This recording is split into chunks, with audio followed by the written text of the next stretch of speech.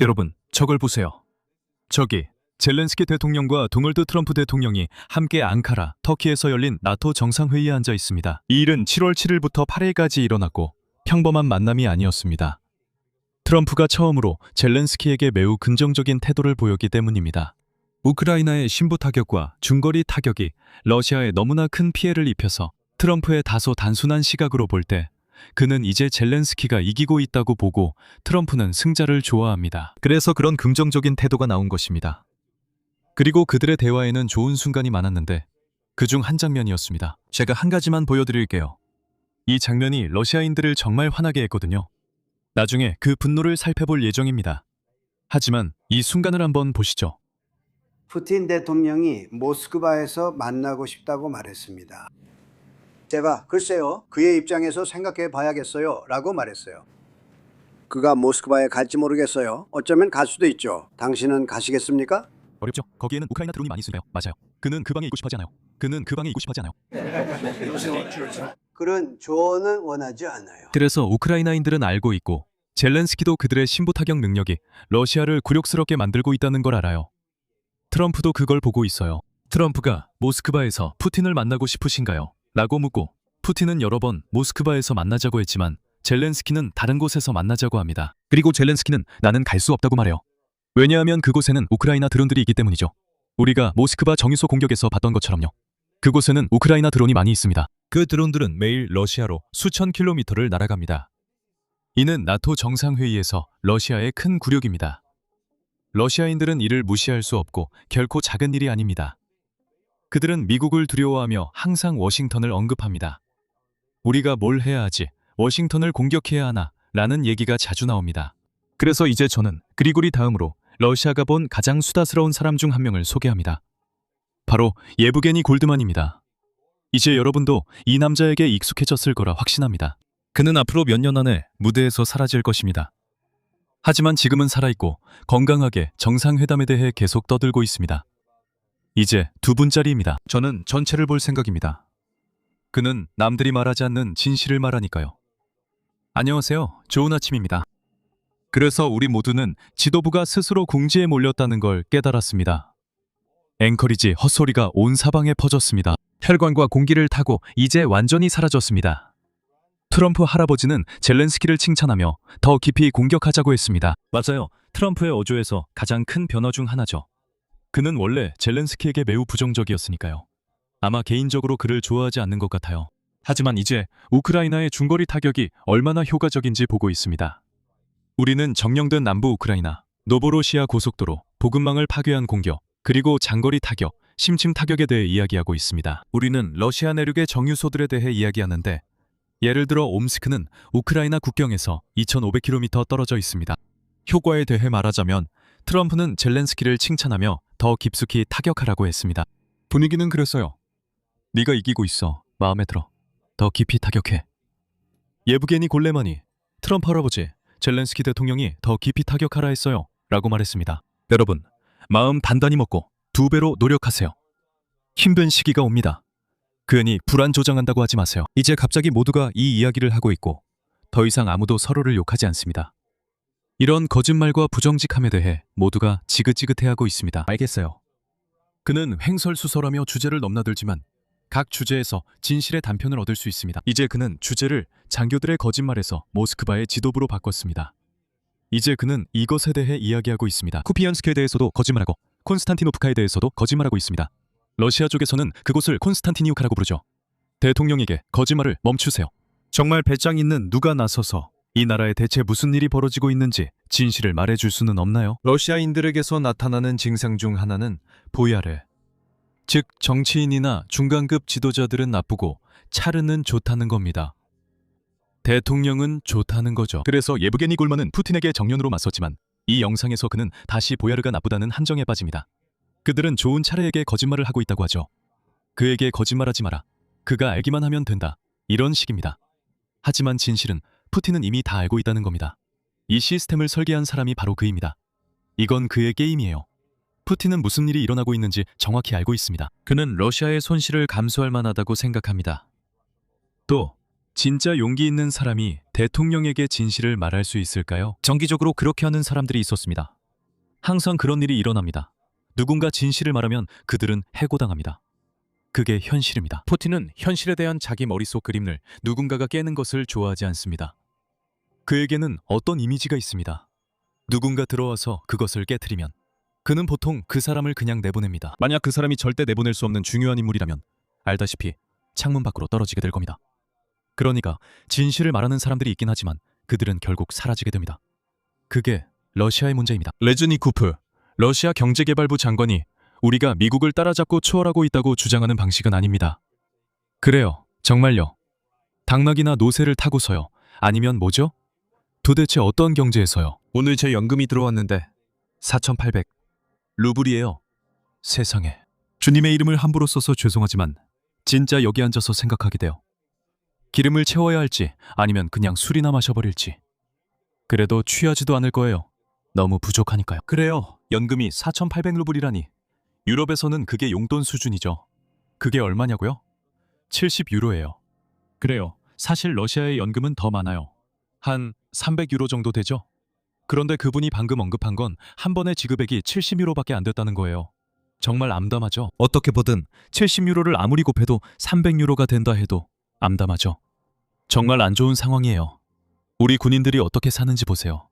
정말 몸서리 쳐져요. 가끔 그분들의 아내들이 저한테 와서 욕을 해요.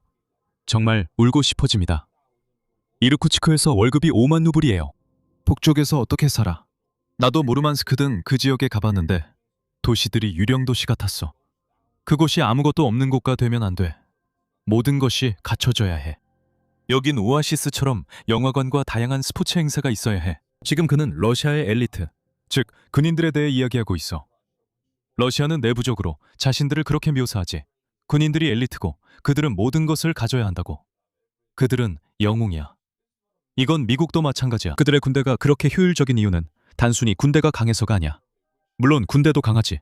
하지만 그들의 군대는 물류에서 엄청나게 뛰어나. 사실상 세계의 물류를 장악하고 있어. 그 분야에서는 최고야. 그들의 군대는 어디든 갈 수 있어. 원하면 아프가니스탄 전초기지에서도 맥도날드나 버거킹을 먹을 수 있어. 과거에도 그랬다면 잭인더벅스든 뭐든 네가 말하는 어떤 패스트푸드 체인도 먹을 수 있었을 거야. 이제 너는 그냥 패스트푸드일 뿐이라고 말할 수도 있겠지. 아니 하지만 물류를 생각해보면 냉동 버거 패티를 비행기로 적국의 전방 작전 기지까지 실어 나른다는 게 어떤 의미인지 알 수 있어. 거기서는 뭐가 필요하든 구할 수 있어. 필요하면 피자까지 먹을 수 있지. 그래서 그는 이 말로 미국 군대의 물류를 상당히 칭찬하는 거야. 그들은 영화관도 있고 각종 스포츠 행사도 있고 오락거리도 있어. 러시아군은 그렇지 않지. 그리고 여기 공식적으로는 워싱턴을 싫어하는 러시아 군인이 미국 군대의 물류를 칭찬하고 있어. 이거 얼마나 모순된 일이야. 그들은 잠수함에서 내려와 자유롭게 살아야 해. 이제 그만할게. 횡설수설이 끝이 없어. 나는 그냥 여러분에게 예브게니 골만 얘기를 오늘도 한 번을 들려주고 싶을 뿐이야. 왜냐하면 이 러시아인의 횡설수설은 항상 우리에게 진실의 한 조각을 던져주거든. 상황을 생생하게 보여줘. 러시아의 연료 대기줄 상황과 공격당한 정유소 소식을 전하기 전에 나는 어제 공개된 한 러시아 여성의 영상을 방금 봤어. 감정이 너무 진짜라서 여러분과 꼭 나누고 싶어. 메시지도 진짜야. 정말 위험해. 공장에서 다시 대피하고 있어. 이게 무슨 악몽이람. 우리는 여기서 멀리 떨어져 있는데 그녀가 말하는 건 우크라이나 전쟁 지역이야. 그런데 왜 우리가 이런 고통을 겪어야 해? 우크라이나 전쟁 지역에서 1500km 떨어져 있어. 우리에게 영향을 주지 않아야 했어. 그게 러시아 국민들과 러시아 정부 사이에 있었던 비공식적인 비밀 합의였으니까. 러시아 국민들은 정부에 관여하지 않아. 그들은 민주적인 선거에 참여하지 않아. 우리 삶이 계속 나아지기만 한다면 누가 우리를 다스리든 상관없어. 이 약속은 이제 깨졌어. 왜냐하면 여기 평범한 러시아 여성이 우크라이나에서 1000km 떨어진 곳에서 전쟁의 고통을 느끼고 있으니까. 이건 약속에 없던 일이야. 그리고 약속이 깨질 때 러시아인들도 자기 역할을 할 수 있어. 어쩌면 정부를 바꿀 수도 있지. 하지만 그래도 당국은 이 전쟁을 즉시 멈춰야 해. 이제 그만. 정말 그만해야 해. 이 모든 걸 만드는데 얼마나 많은 노력과 수고가 드는지 상상도 못할 거야. 매일매일 말이야.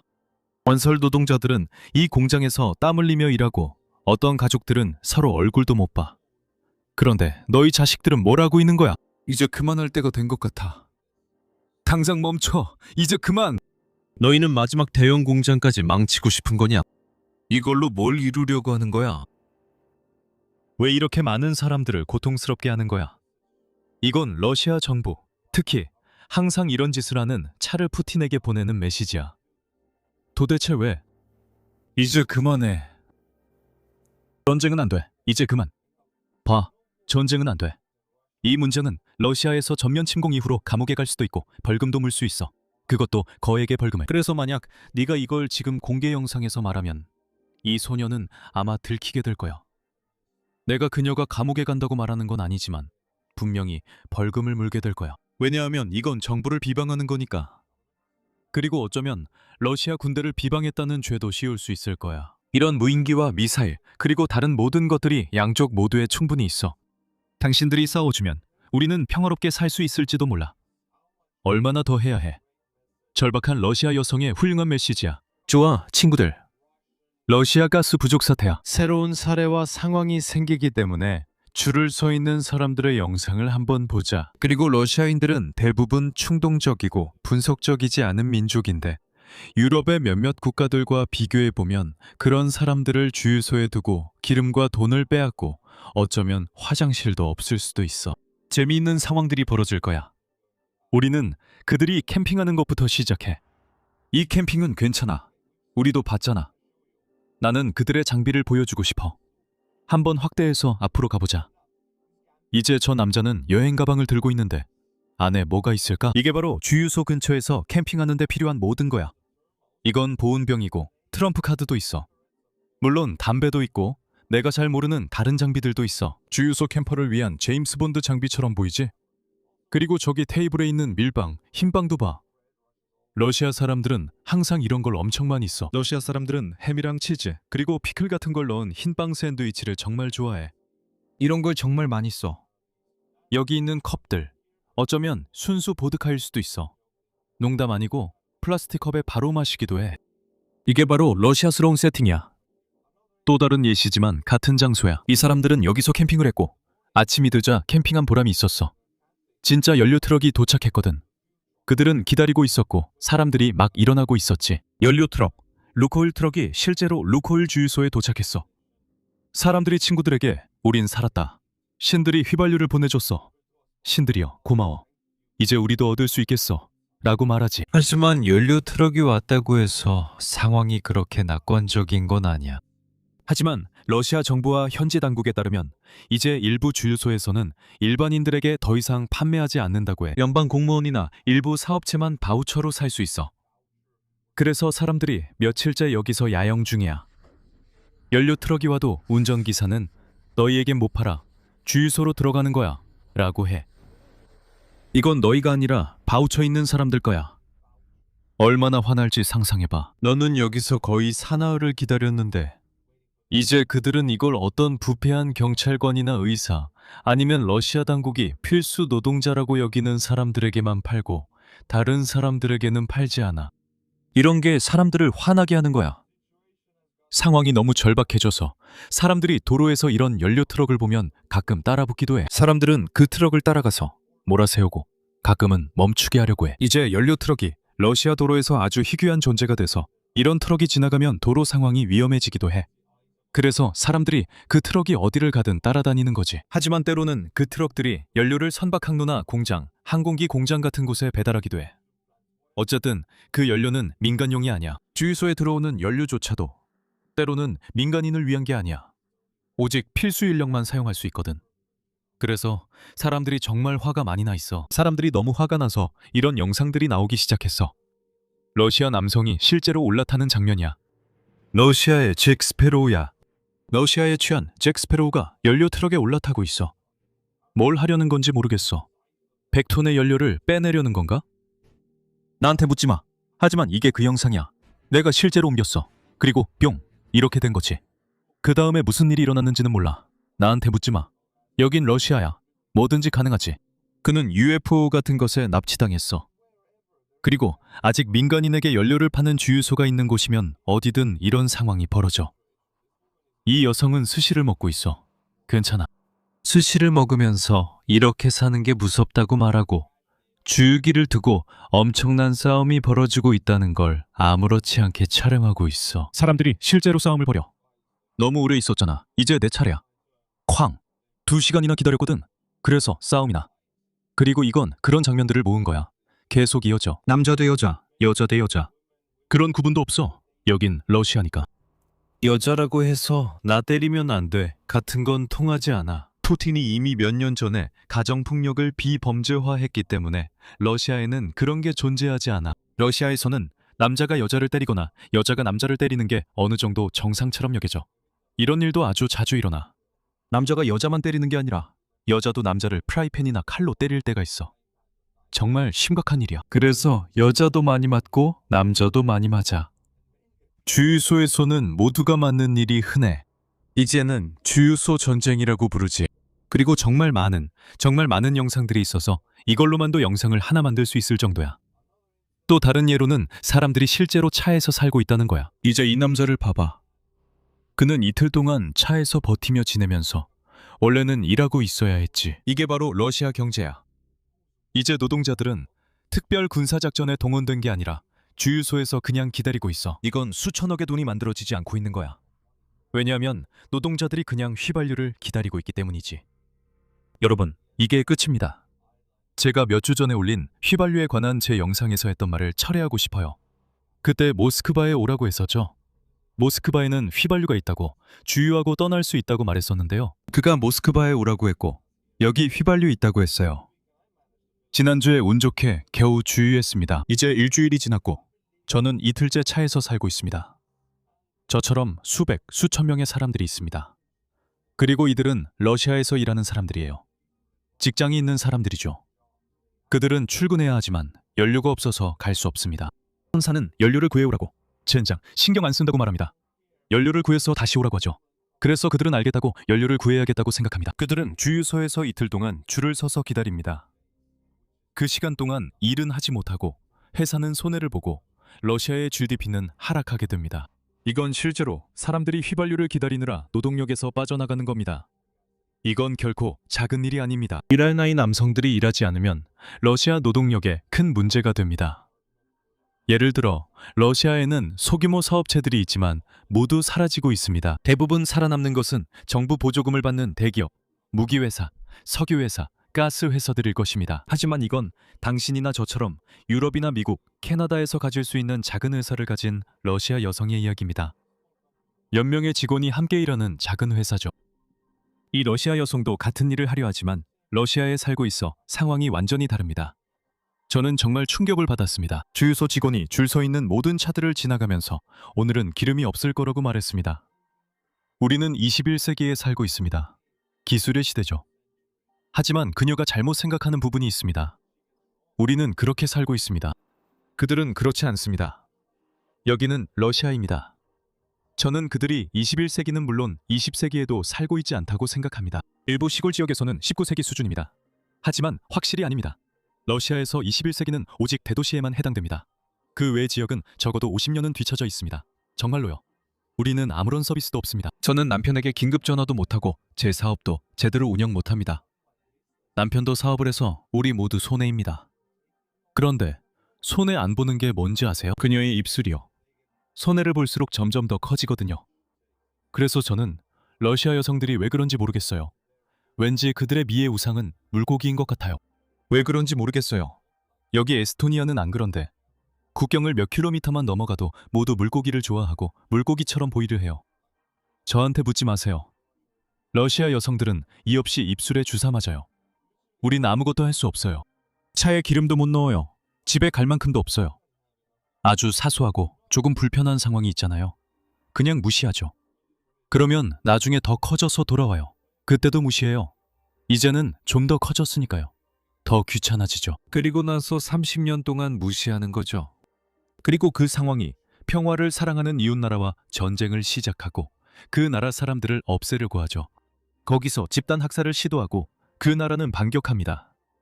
네, 이게 러시아입니다. 러시아 국민들은 푸틴의 결정, 정부의 결정에 대해 공동 책임이 있습니다. 왜냐하면 그들이 그것을 허락했기 때문입니다. 어떤 정부도 국민이 그것을 허락하지 않으면 그런 일을 할 수 없습니다. 만약 민주주의 체제라면 정부가 나쁜 일을 하면 다음 선거에서 그냥 선출되지 않을 것입니다. 그게 바로 국민이 상황을 통제하는 방법입니다. 그들은 가서 투표합니다. 그리고 확실히 반드시 더 이상 인기가 없는 사람들은 투표로 떨어질 것입니다. 그게 바로 에스토니아에서 민주주의가 작동하는 방식입니다. 러시아에서는 수십 년 동안 사람들이 항상 인터뷰에서 이렇게 말해왔습니다. 나는 정치에 관심이 없다. 나는 정치에 참여하지 않습니다. 왜냐하면 아까 말했듯이 비밀스러운 합의가 있었기 때문입니다. 내 삶만 더 나아지게 해주면 나는 정치에 관여하지 않겠다. 나는 내 나라의 민주주의 체제를 요구하지 않겠다. 나는 당신이 하는 일에 대해 아무런 책임도 지지 않는다고 생각하지만 사실 그들은 책임이 있습니다. 그들은 그런 일이 가능하도록 방조합니다. 그들은 방조자입니다. 그들은 이 정부와 푸틴, 그리고 이 도둑 정치가 이제는 유럽 전체를 위협하는 종양으로 성장하도록 가능하게 만들었습니다. 그러니까 이 러시아 여성도 책임이 있습니다. 왜냐하면 그녀는 러시아에 있었던 민주주의 시스템에 참여하지 않았기 때문입니다. 참고로 옐친 시대 말기에는 선거가 민주적이었습니다. 사람들은 투표하러 가고 원한다면 누구든지 투표로 바꿀 수 있었습니다. 하지만 푸틴이 이 모든 것을 바꿔버렸죠. 고통받는 사람들을 보면 안타깝긴 하지만 때로는 성장을 위해 고통이 필요하다고 생각합니다. 이것은 우크라이나 사람들이 매일 겪는 고통에 비하면 정말 작은 고통이라고 생각합니다. 이 사람이 현실을 깨달으려면 더 많은 고통이 필요하며 이것은 그중 일부에 불과합니다. 그래서 저는 이 상황을 보면서 좋아, 이제야 현실을 볼 기회가 생겼구나 라고 생각합니다. 현실이 뭘까요?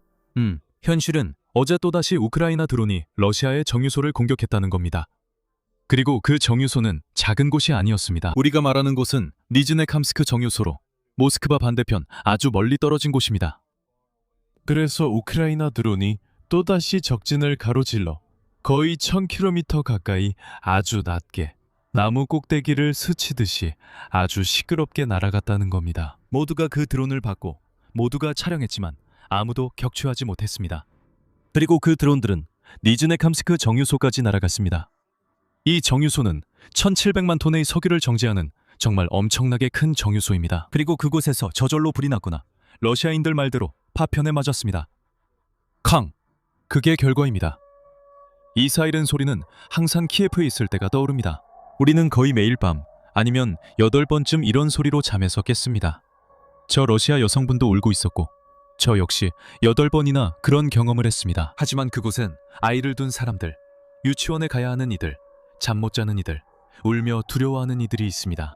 그리고 그들의 뇌가 어린 시절 발달하며 만드는 핵심 기억은 이 공습 경보 사이렌 소리일 것입니다. 그래서 그런 현실을 보면 저는 지금 러시아인들이 어떤 고통을 겪더라도 전혀 안타깝게 생각하지 않습니다. 그들은 이 상황을 받아들였고 이런 일이 일어나도록 허락했으니까요. 그들은 지난 30년 동안 자신들의 파시스트 범죄 정권에 맞서 아무것도 하지 않음으로써 이 전쟁이 일어나도록 방조했습니다. 그러니 러시아여, 타올라라, 타올라. 다음 영상에서는 니즈네캄스크 정유소 노동자들이 우크라이나 드론이 매우 평화롭고 느리게 S자 모양으로 활공하는 모습을 그냥 지켜보고 있습니다.